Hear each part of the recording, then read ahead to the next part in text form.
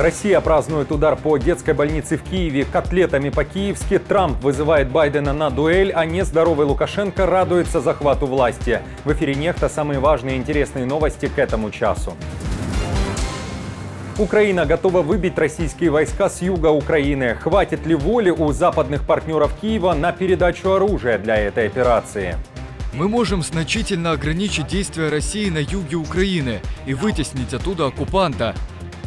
30 лет на троне. Как Лукашенко захватил власть в Беларуси и почему решил пожаловаться на состояние здоровья и белорусов, которые его проклинают. В нашу память Лукашенко уже вошел и войдет в историю белорусского народа как тот человек, которого, как он сам сказал, будут проклинать.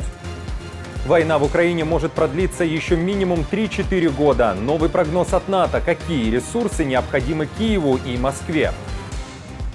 Друзья, всем привет! Буду рад вашему лайку, подписке и репосту. Вы прекрасно знаете, что для нас это очень важно. Также оставляйте свои комментарии. И спасибо вам за обратную связь. Об актуальных и важных событиях прямо сейчас начинаем. Россия, Китай, Иран и Северная Корея ждут поражения НАТО. Так считает генсек Альянса Йенс Столтенберг. Он также говорит, что от того, как и чем закончится война в Украине, зависит будущее глобальной безопасности. Настало время отстаивать свободу и демократию. Это место – Украина. Господин президент, друзья, наш альянс несовершенен, и в будущем нам по-прежнему придется сталкиваться с трудными решениями. Я не знаю, каким будет следующий кризис, но я точно знаю, что мы проявим себя наилучшим образом, когда принимаем трудные решения с политической смелостью и моральной ясностью. Зеленский же в Вашингтоне призвал союзников все-таки не медлить с поставками оружия Украине. Мы можем значительно ограничить действия России на юге Украины и вытеснить оттуда оккупанта, если американское руководство даст нам возможность наносить глубокие удары по российским военным и их логистике в нашем украинском Крыму. И мы говорим об этом с нашими партнерами. Все эти шаги усилят нас, как сегодняшнее решение США и партнеров предоставить Украине дополнительно 5 систем ПВО «Патриот» и десятки других средств ПВО. Достаточно ли этого количества средств ПВО для Украины? Смогут ли украинцы прикрыть небо над всей территорией страны? Эти темы мы обсудили с военным экспертом Владиславом Селезневым.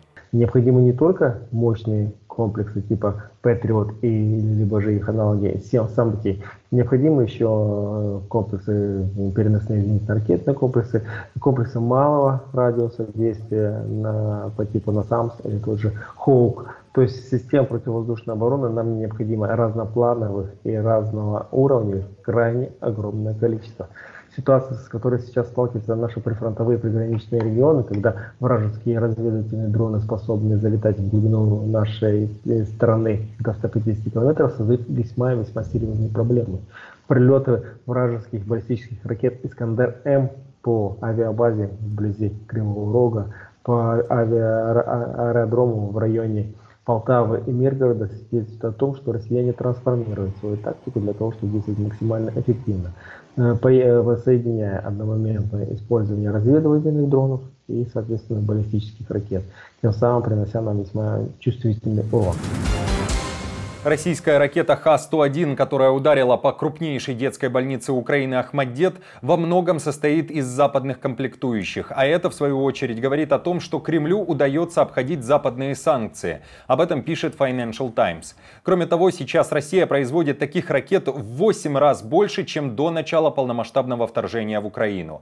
Например, в 2021 году РФ собрала 56 ракет, а уже в 2023 420 единиц. Пишет издание. В ракетах Х-101, которые ранее были направлены для ударов по Украине, найдены как минимум 16 электронных устройств западного образца, в том числе американские микросхемы. Западные технологии позволяют им создавать более умные ракеты, которые позволяют их террористическим атакам преодолевать нашу слабую противовоздушную оборону.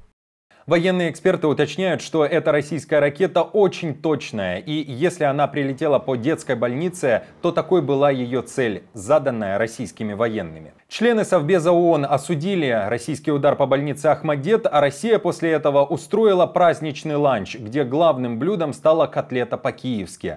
О цинизме РФ, которая председательствует в Совбезе ООН, пишет постпред Украины при ООН Сергей Кислица.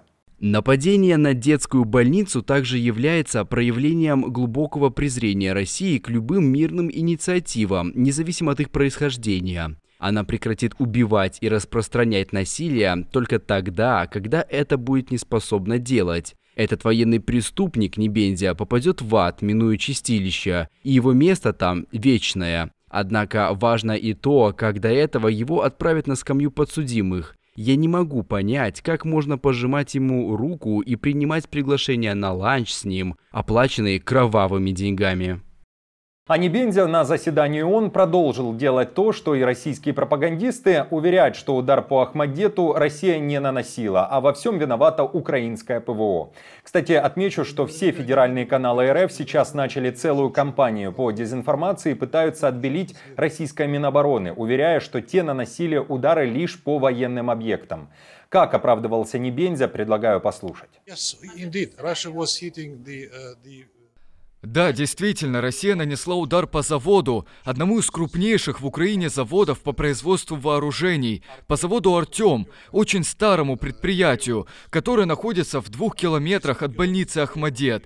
И украинская противовоздушная оборона была в этом районе. Наша команда существует благодаря вам. Поддержите ее, чтобы мы могли продолжать нашу работу.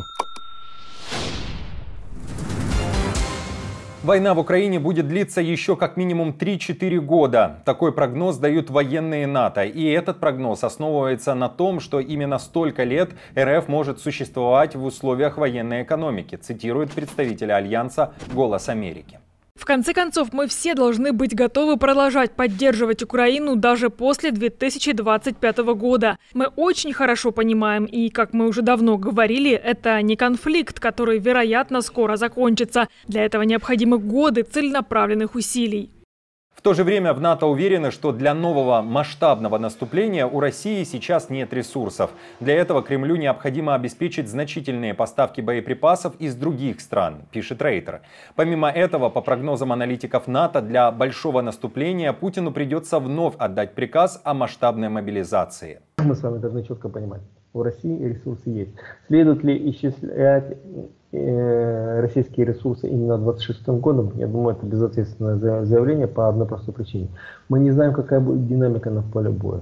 А вдруг кандидат в президенты Соединенных Штатов Америки Дональд Трамп, став президентом США, таки исполнит свое обещание, и в случае отказа Владимира Путина от переговорного трека с Украиной, он буквально завалит, Дональд Трамп завалит Украину таким количеством боеприпасов и иных средств огневого поражения, что российская армия будет обречена. Ответ на этот вопрос сможет дать только лишь время, пока мы можем лишь только предполагать, и в этом отношении делать заявление о том, что у российской армии хватит ресурсов 25 либо же 26 года, либо какая-либо иная дата. Мне кажется, это безответственно. Дональд Трамп вызывает Байдена на еще одну дуэль. 45-й президент США говорит, что готов к новым теледебатам уже в других условиях. Помимо этого, хочет, чтобы Байден показал свою силу, мощь и скорость с клюшкой для гольфа в руках. Давайте проведем еще одни дебаты на этой неделе, чтобы сонный Джо Байден мог доказать всем, что у него есть все, что необходимо для того, чтобы стать президентом. Но на этот раз это будет разговор мужчины с мужчиной. Никаких модераторов, никаких запретов. Просто назовите место и время. Я также официально вызываю Джо на матч по гольфу. Проведем его здесь, в Blue Monsters, на одном из величайших турнирных полей для гольфа в мире. Это будет одно из самых посещаемых спортивных событий в истории, возможно, больше, чем Кубок Ройдера или даже Мастерс. Тем временем в Белом доме уверяют, что Байден спокойно справится со вторым президентским сроком и беспокоиться о здоровье действующего президента не стоит. У него была тяжелая ночь, мы говорили об этом. Он понимает опасения людей. Вы видите его взаимодействие с обычными людьми на местах. Вы видите его с членами Конгресса, которые демонстрируют свою поддержку, выступая от имени президента, когда мы находимся на местах в том или ином штате или в содружестве, как, например, в Пенсильвании, где мы побывали в воскресенье. И поэтому мы просто продолжим в том же духе. Но хочу еще раз сказать, послушайте меня, мы уважаем мнение людей. Хромой, раздраженный, больной и многие годы как самопровозглашенный. 30 лет назад, 10 июля 1994 года, Лукашенко победил на президентских выборах. Бывший директор совхоза, который желал стать молодым президентом, еще в 90-х уверял, что эра 70-летних правителей завершается. И именно поэтому Беларуси необходимы новые люди. Победив на выборах, вцепился в кресло президента и не отпускает его до сих пор. Хотя уже в конце августа этого года самому Лукашенко исполняется 70, а значит и его эра уже подходит к концу. Этого очень ждут миллионы белорусов. Мировые СМИ в эти дни пишут о 3 десятках правления узурпатора и что за это время в республике под его руководством постепенно установился режим жестокого подавления любого инакомыслия, цензуры в СМИ и репрессий против оппонентов.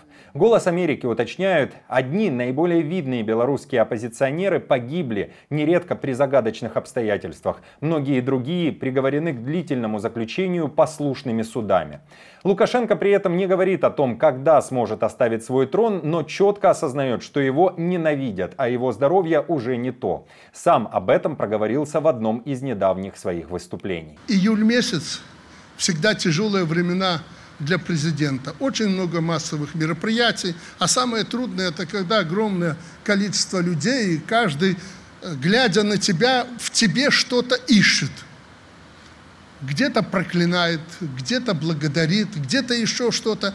И это огромное количество людей очень влияет на человека, особенно вот такие, как парад и прочие торжественные мероприятия. В Демсилах Беларуси отреагировали на эти признания Лукашенко. В нашу память Лукашенко уже вошел и войдет в историю белорусского народа как тот человек, которого, как он сам сказал, будут проклинать. Проклинать за смерти, за пытки, за убийства, за истязания, за испорченные отношения между Беларусью и соседями Беларуси. За то, что мы потеряли 30 лет своего развития.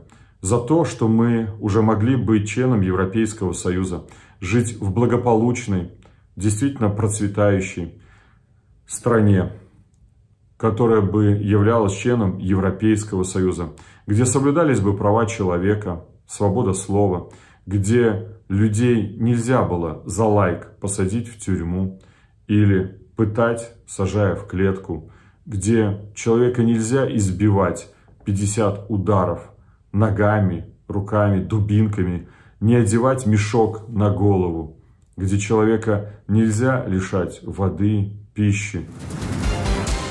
Друзья, спасибо вам за поддержку. Вы наша опора. И напомню, что ваша помощь и участие помогает нам делать работу и видеться с вами каждый день. Постоянных донаторов и их комментарии вы видите сейчас на экране, и мы благодарны за эту поддержку. Если же вы хотите присоединиться к их числу и можете, то нажимайте на кнопку «Спасибо» под нашим роликом, оставляйте, отправляйте свой донат или же становитесь постоянным спонсором канала.